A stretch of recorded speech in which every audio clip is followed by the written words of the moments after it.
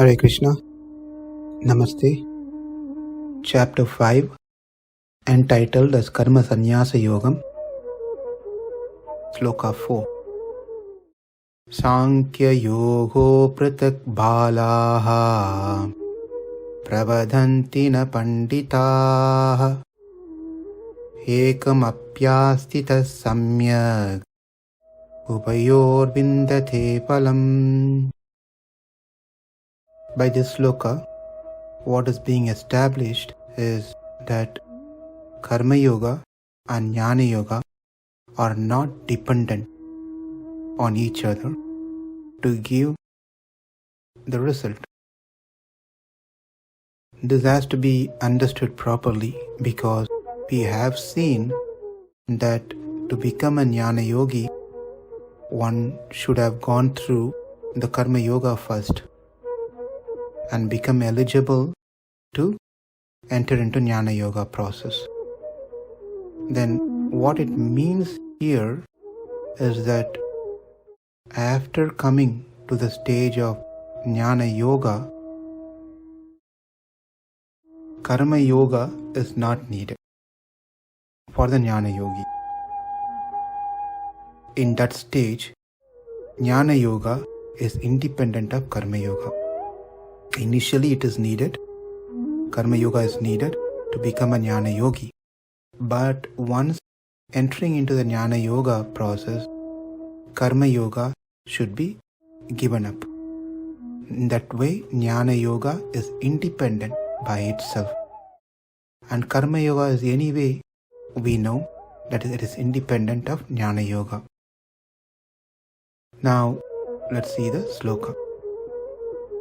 Balaha, the less intelligent or ignorant. Sankhya Yogo, the path of Jnana Yoga and Karma Yoga. Pratak, different, to attain different results. Pravadanti, say, na panditaha, or not learned. Ekam api, Karma Yoga alone, astitaha, being situated. Samyak, complete. Ubhayoha, of both. Phalam, the result. Vindate, attains or enjoy. The meaning is, only the ignorant people speak of Karma Yoga as being different from the Sankhya. Those who are actually learned say that he who applies himself well to one of these paths achieves the result of both. So, those who speak Jnana Yoga and Karma Yoga as being different or not matured, doesn't have a matured knowledge. That's what is being said here. Balaka, Bala means children. Children doesn't have much intelligence, therefore it's compared as those people who consider Karma Yoga and Jnana Yoga are different or considered to be Balaka, means childish mentality, less intelligent or ignorant. So the question is, does it mean that one is considered to be intelligent when Jnana Yoga and Karma Yoga are understood to be the same or seen to be one? Answer is not. Both can never be same. Karma Yoga and Jnana Yoga can never be same.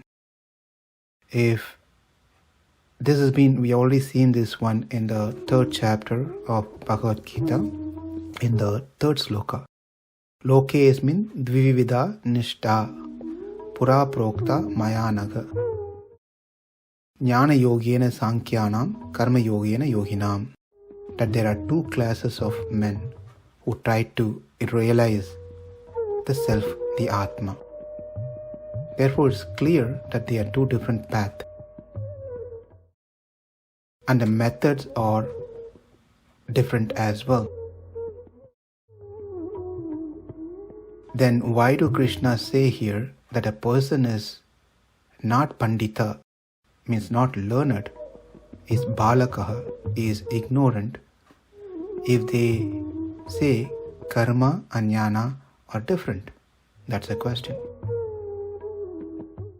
So answer is they are different for sure, but the end result that they achieve by practicing either one is same. Both gives the same result, the result of vision of Atma, self-realization, Atma Sakshatkar, Atma Darshana.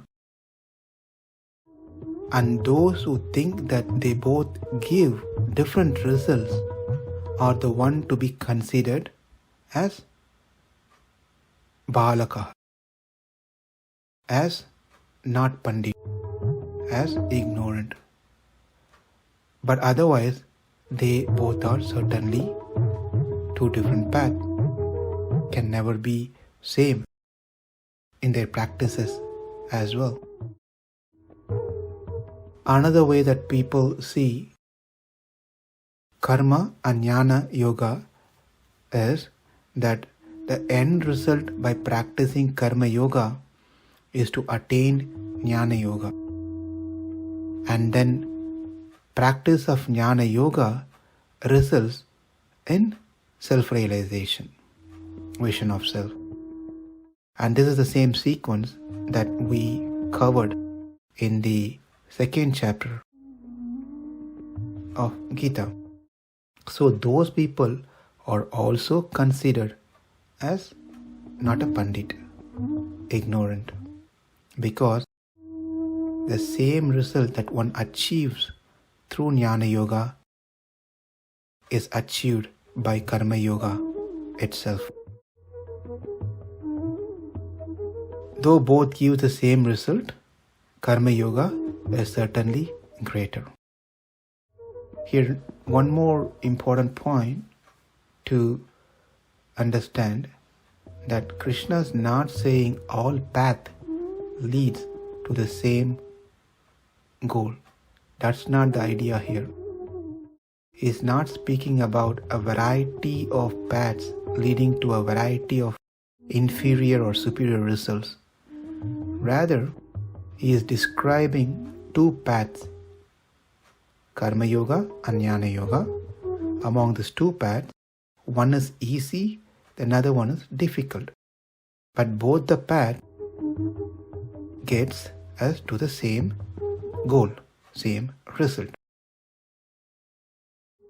If we renounce activities before our heart gets purified, before the heart are clean, we will be forced by our unclean hearts to engage again in improper activities, because the senses will demand engagement. It cannot be idle. In the Jnana Yoga process, the senses should not be engaged. It should be completely controlled. But if we take up the Jnana Yoga process without cleaning the heart, the senses are going to do its job of wanting to be engaged in activities. So unless the senses are engaged in good work, it will be difficult to stop the improper activities. Therefore, Krishna recommends keeping the senses always engaged while simultaneously purifying the heart by working with detachment, which is Karma Yoga. This is more practical, and therefore this is considered to be superior path compared to the Jnana Yoga. So, what is being told here is, those who speak of Jnana Yoga and Karma Yoga as being different are not of mature knowledge. They have imperfect understanding. following any one of these will itself yield the result, same result. And that is what being told in this sloka.